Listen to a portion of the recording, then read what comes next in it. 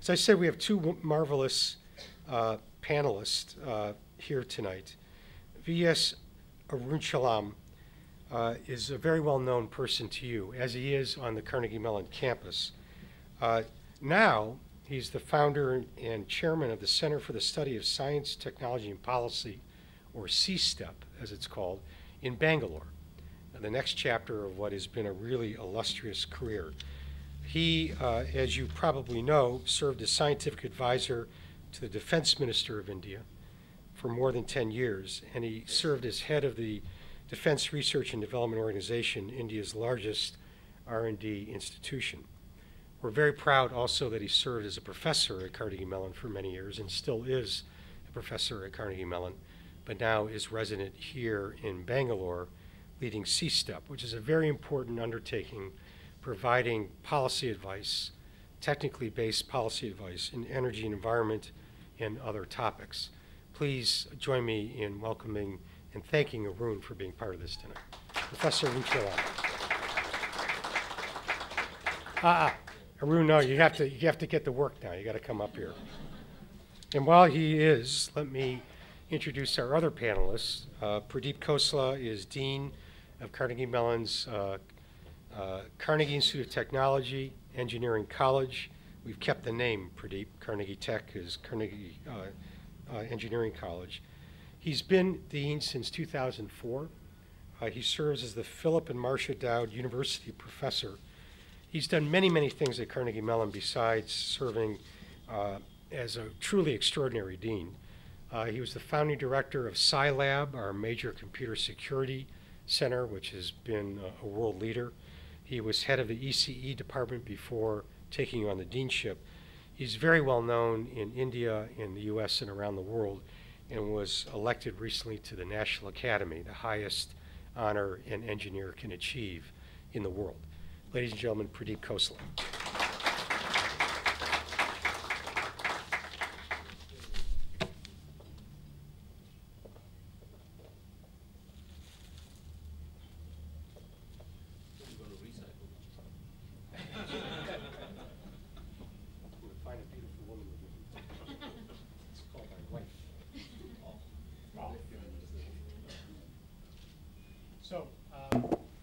I'm going to offer up some questions to our panelists to get things started, but I want you to be thinking about questions you'll have for them because at some point, not too far into this, I'm going to turn it over to you and invite you to offer questions. Let me start with you, Arun. I thought a particularly good topic for you to talk on, one of just many that you could, is the solar mission, a very ambitious undertaking that India has launched. Solar energy can have has big potential here. And in particular, generating electricity from solar energy would be a very promising thing, but also a challenging thing. And your perspective on the prospects for this and the challenges of doing it in India would be valuable. Please. Thank you, Jerry. I think we produce less than 3 megawatts today, and that too as a photovoltaics somewhere in the south and some in the north. But what our government has said is by 2030, little earlier, we will be having about 20,000 megawatts. It is something unbelievable, and 50% from solar thermal and other 50% from the solar photovoltaic. It has offered many opportunities of, defraying some of the costs involved in setting up the plant and also the cost of the power. But this is going to be most challenging one because while photovoltaics, one is slightly familiar, and also we are manufacturing a lot of sort of solar photovoltaic for export to other countries, this would be the first time that we would be setting it up. And we are first ensuring that the solar thermal can have a place in India, and the couple of regions are now being identified. One is Rajasthan, which is a perennially sunny country, and also Kutch region, and also Ladakh. So it's going to be a challenge for us how to make the solar thermal competitive, because our analysis shows that the cost of per kilowatt hour, what we call a unit here, is running to about 17 rupees to 20 rupees. The government is willing to subsidize up to almost 13 rupees. So where are we going to find the rest of the money?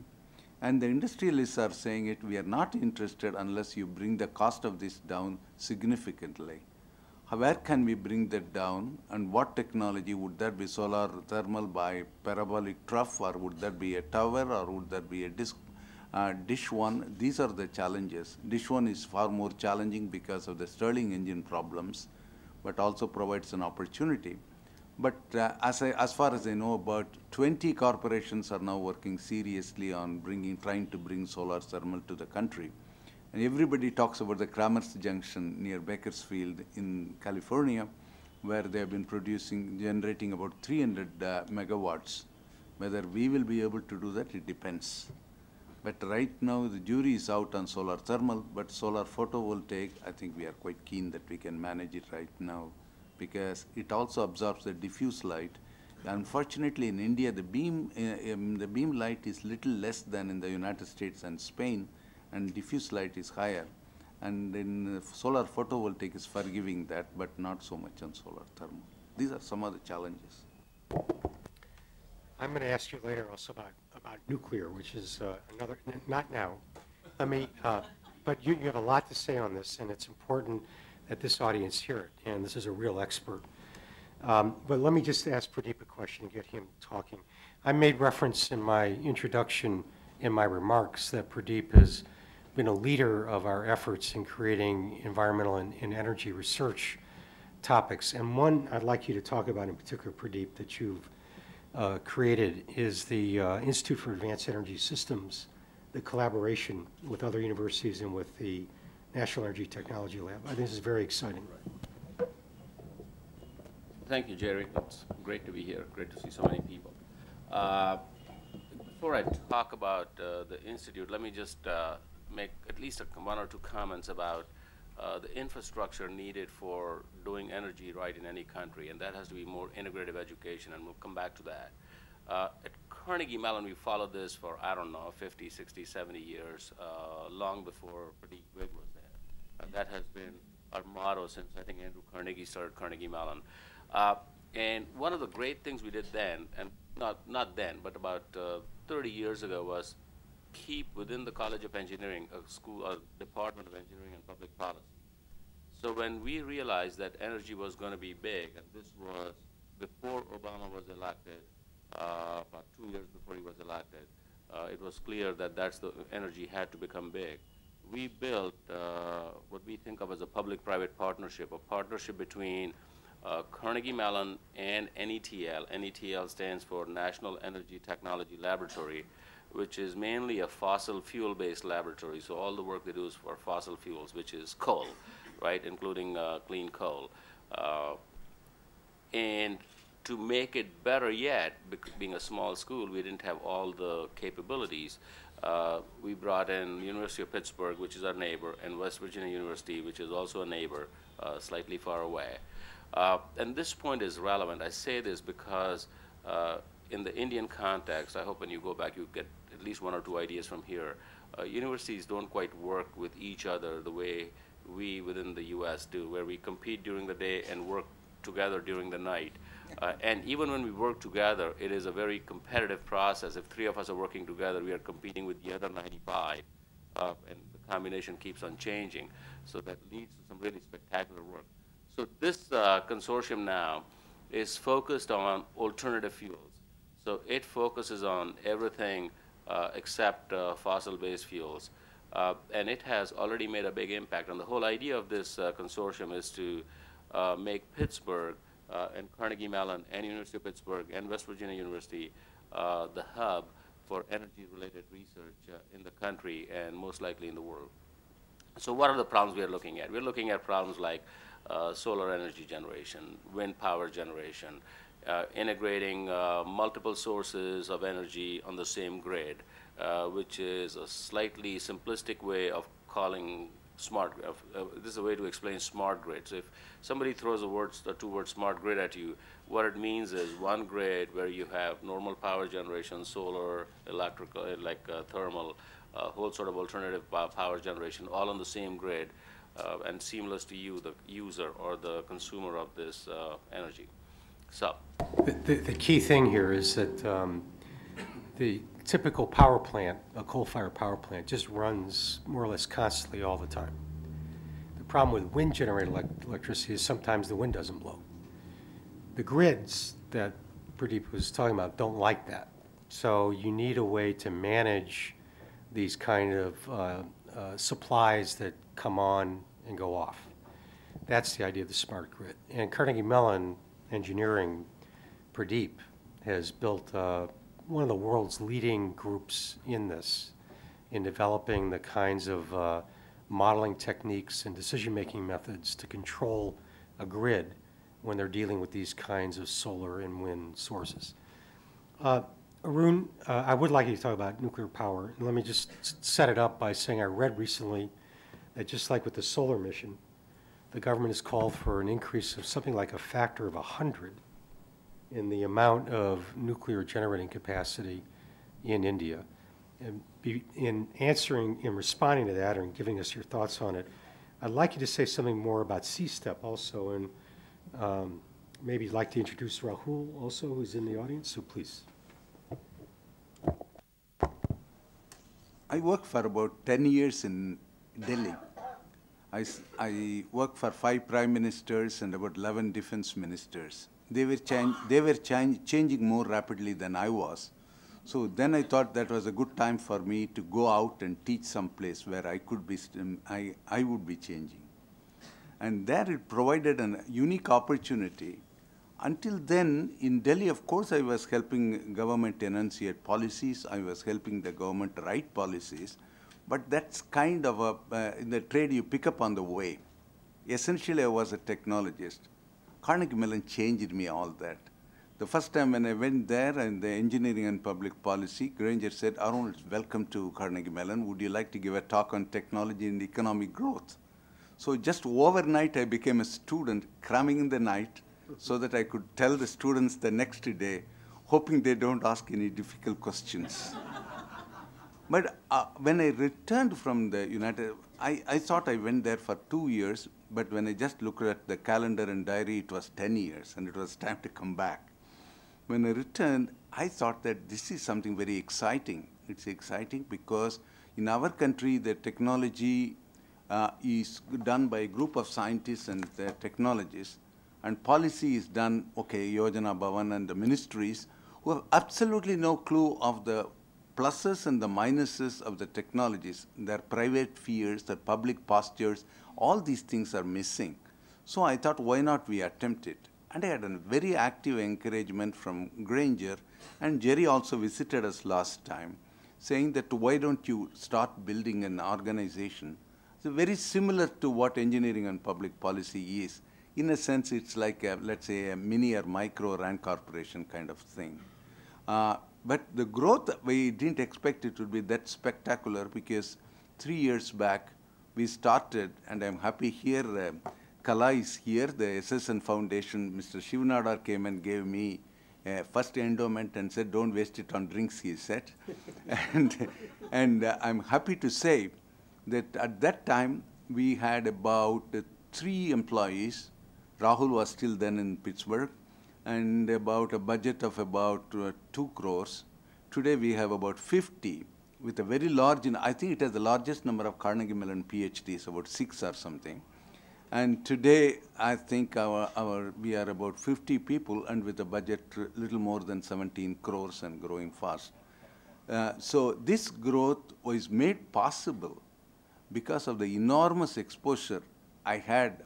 The advantage at Carnegie Mellon I had was the seamless movement. I was a professor in 3 departments, but got only 1 salary, I think I must point out.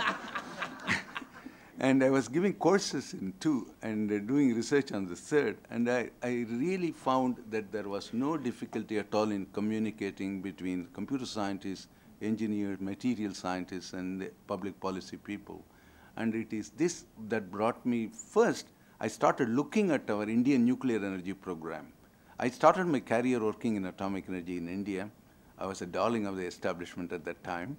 But then I started asking, is it really true that we can manage all these things? And the first PhD work of that was done by Rahul Tongia. Why don't you get up, Rahul? And he did a PhD at Carnegie Mellon and brought the attention saying that it will take much longer in thorium, and which our government accepts today. And the government's agreement with the United States first and with the rest of the world was also energized by our pressing argument, you cannot build a nuclear power in the country without becoming a member of the world community of nuclear power producers. Simply saying that I can be, you cannot, because our uranium resources are so limited. It's about 10,000 megawatts. And you can, after building 10,000 megawatts, saying that thorium is coming is 30, 40 years away. Plutonium is one possibility. And today, you might have known that two reactors, the Russian reactors and Kut and Kulam, are both 1,000 megawatt. First time we are having a 1,000 megawatt reactor. And when Prime Minister Putin came, I think we have signed for 6 more. So that means in a single step, we are more than doubling our capacity. But a very exciting thing that next time I will take Jerry to show that is that's taking place not too far from Chennai, is we are running a fast reactor. Fast breeder reactor, and we had run it for without any incident for the past 15 years, and we plan to build one very, very quickly, and it's already being built. And Indian future is going to be light water reactors coming from United States, Russia, France, Germany, and so on, and also the fast breeder reactors that's coming out of the Indian technology. So it is exciting. Again, being the teacher, breeder reactors are nuclear power plants that produce more fuel than they use. It sounds like magic, but through the nuclear fission process. And to have a plant that's been operating 15 years is quite extraordinary. Without an accident. Without it, yeah, which the Japanese can't say, or and the French either. Great. Well, let me see if there are questions at this point. If not, I'll keep asking them questions. I got plenty of them. Arun. Yeah, use your mic. Yeah. Thank you. No, I was pretty excited. I'm Arun Seth here. Pretty excited on the solar mission because besides what I do for British Telecom, I'm on the boards of some companies deeply interested in this particular space. And I actually believe what you're saying, which is that solar thermal is going to be the answer for this country. There's a company I'm associated with called Acme Telepower. I don't know whether you've heard of them or not. I presume you have. We've done a few good things, a few bad things. No, we were, just for the record, we were too ambitious in terms of thinking where the costs could come down. I think we probably distorted a few things, but I think it's all recovered with the new CERC policies. But just for the audience, the technology which this Indian company is coming out with, this young company called Acme is run by a 35-year-old guy. He's not an IITian, just for the record, Pradeep.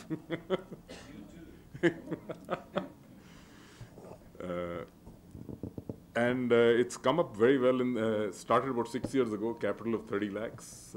Turnover last year was 2,000 crores. It's in the energy efficiency business. And they've invested in a company in the US called eSolar with Bill Gross. And I visited Bill there. In fact, Bill's also coming to speak at Pan IIT. And that technology is a tower technology, but using mirrors. And I mean, I love that particular thing personally because I'm from the IT side and know nothing about energy, nothing about these things. But it uses small mirrors, not huge parabolic mirrors or something, and it uses IT to simulate a parabola.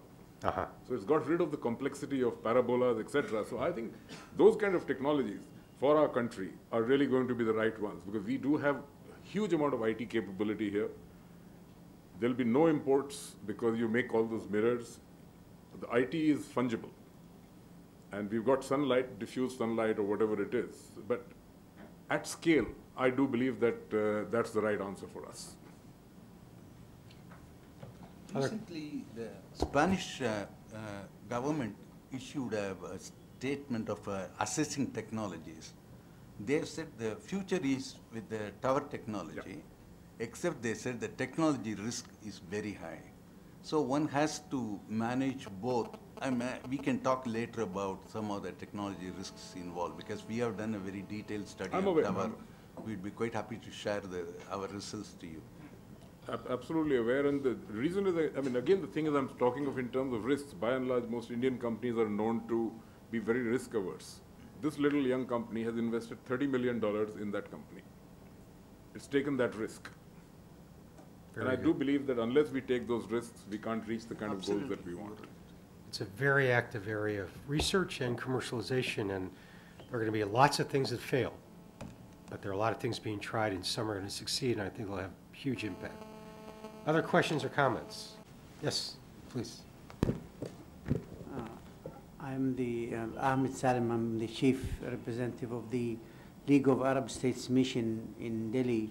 We work in what is called the Indo-Arab Cooperation Forum, including scientific cooperation. And it's not all the Arab countries are oil-producing countries, so some of them are still underdeveloped. And back to India, as we have seen in Copenhagen, in the discussion, what saved the last-minute agreement with the U.S. was the 4 countries, which is including India, besides Brazil and China, when there was no consensus among all the member states, more than 190 countries of members of the UN. So I think what we had today is very important, and I don't have a question, just a comment. I mean, and what also Carnegie Mellon University is doing with India is very useful, and we look to have it as an example also in the Indo-Arab cooperation. Thank you very much. Thank you. Go ahead, Pradeep. Oh, go ahead. No, you go ahead. Well, I just wanted to just underscore one thing.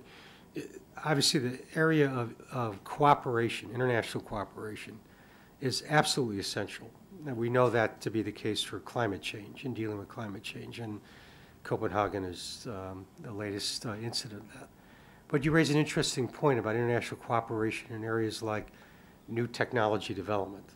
And I have to say, I'm not aware of any particular role that the UN or other potential agencies are playing. And if someone is, I'd be interested to hear about. But go ahead, Pradeep. Yeah, I wanted to talk about, you made several good comments, and embedded in your comments were some potential questions that I interpreted, right?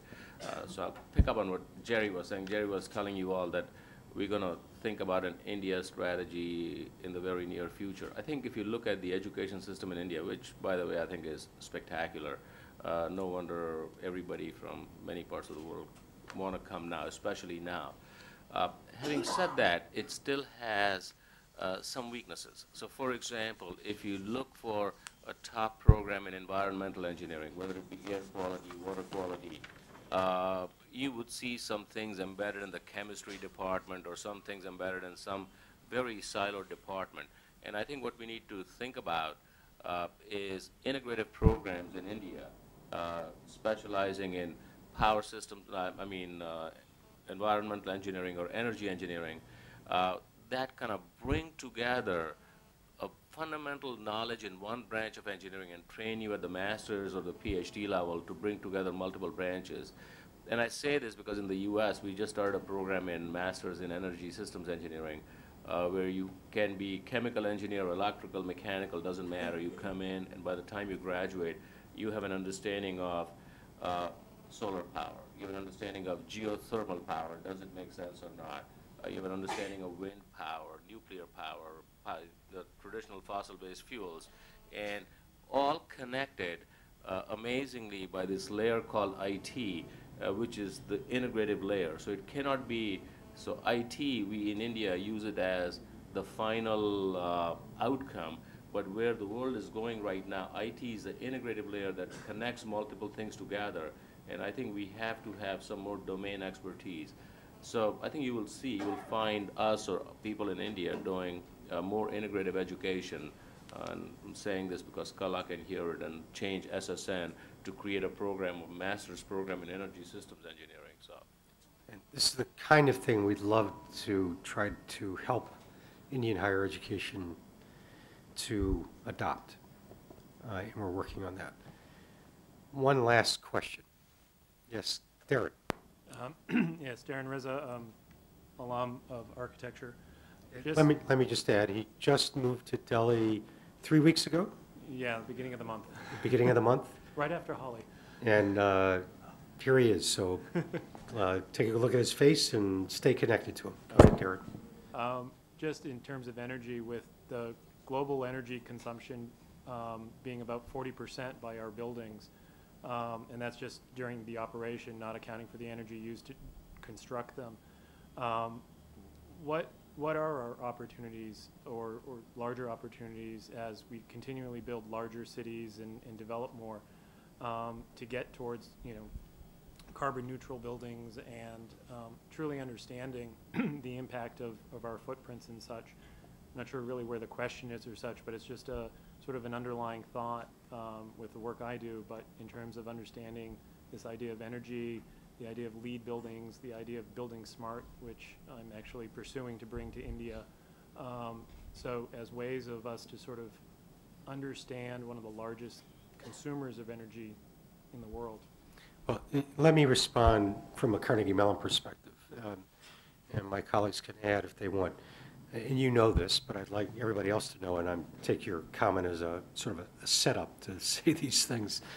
One of the areas we didn't get to talk about up to now that Carnegie Mellon is very strong and has been a leader in is in green building technology. The School of Architecture from which Darren graduated has been one of the pioneers in that field.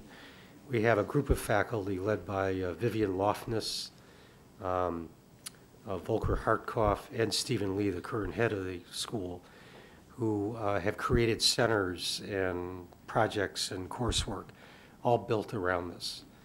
I think it's generally a given that through relatively modest efforts at conservation and more efficient buildings, we could save a great deal of energy globally. And if we put our minds to it and adopted some of the more advanced building approaches that our colleagues at Carnegie Mellon have been developing, we can save huge amounts. Indeed, one of the projects that our faculty have been advancing, though it's still a concept because we haven't been able to find the money to do it, is something they call building as power plant. The idea being you create a building so efficient that it's not just carbon neutral, it actually generates more energy than it uses through the intelligent use of materials and new energy sources like fuel cells or energy generation sources like fuel cells. It's a very exciting prospect. It's quite doable with current technology, but putting it together, not unlike what Arun was saying about solar thermal, you can do it, but can you do it at a cost, at a price point where clients will buy the building or people will adopt the technology? That's the key, and that's where we need more innovation, and that's what Carnegie Mellon's working on. Any last comments, anything to add? Go ahead. Actually, the Ministry of Power has a Bureau of Energy Efficiency in the country. And what we are working with them is to see that whether we can reduce energy consumption in many of the areas. For instance, some of the Indian cement plants are outstanding, some of the best in the world, and some others are perhaps the worst in the world. So what we are trying to see is, are there methods of integrating it in helping each other build upon this? The energy efficiency is our low-hanging fruit, and that's what we want to get in first. So let me just make one comment. So I think you have a good point where energy consumption in buildings is about 40%, but the class of buildings we need to worry about, I think, are data centers. The energy consumption in data centers is going to far exceed the energy consumption in this power that we are seeing. We're already seeing, for example, LED lighting being commercially available and viable. And I think in about less than 10 years, you would not find any of these fluorescent lamps. It would all be LED lamps that are consuming 10% of the light and have like 30 or 40% more longevity. right? So it's the data centers I worry about. And there is a great research project. We're working with some of the leading cooling supplier companies to create energy efficient data centers where they're using half the energy of normal data centers. Thank you, Can I Pradeep. just make one small comment if you have time? We don't have time, but make it anyhow. Thank you. Just a thought which came to me listening to all this. I wasn't really aware of the amount of work which CMU is doing in this space, so thank you very much for that. But a completely different thought in terms of research going on. See, as India, something like 70–80% of our infrastructure is not built yet. So if we were to copy the standards of what the West is, which we want to aim at, I think the world doesn't have enough resources for that. So I certainly believe that, with the kind of design which we do here, because our engineers design in a constrained world. We've always been energy constrained. We've never had a good supply of energy. We design everything in a very constrained way, unlike in a very free energy way which the West does. Right. So if you're looking at new technologies coming out, so maybe a collaboration between US and India in terms of designing stuff for the whole world actually will come out of this place. This is my personal thought. See, I think that's a very perceptive comment that applies to a lot of things. Oh man, shouldn't get into this. I have control of the podium, so I could say this and you can't answer me. But there are a lot of companies based in the developed world who are thinking hard about products for India. What company isn't? And what they're finding, of course, is that products developed for the American market, you can't just take them and apply them, especially when you're talking about infrastructure and things like that, to the Indian market. So they're busily trying to redesign and adapt. I believe, though, what you say, which is that once that's done, you'll have something that the world will want, not just India. And it'll be more energy efficient, it'll be much lighter on the planet, just by virtue of the kinds of constraints that India has, and we will all benefit from that. And it's a great opportunity for India to sort of reverse globalize, if you will. Let me conclude with a couple of things. First of all, my expertise is water, and this topic here is green leadership, and we haven't talked about water at all. And water is an enormous problem worldwide, and nowhere bigger than in India. There are simply too many people in India that don't have access to secure, potable water supplies. And that shouldn't be. Certainly the technology and the know-how exist. This has been the case for decades. People die because of bad water in India, and they shouldn't. And this is something that your government has to get on top of. And I know, they don't need to be told this, and they know that. But it's a source of great anxiety for me. And please join me in thanking our marvelous panelists for their excellent work.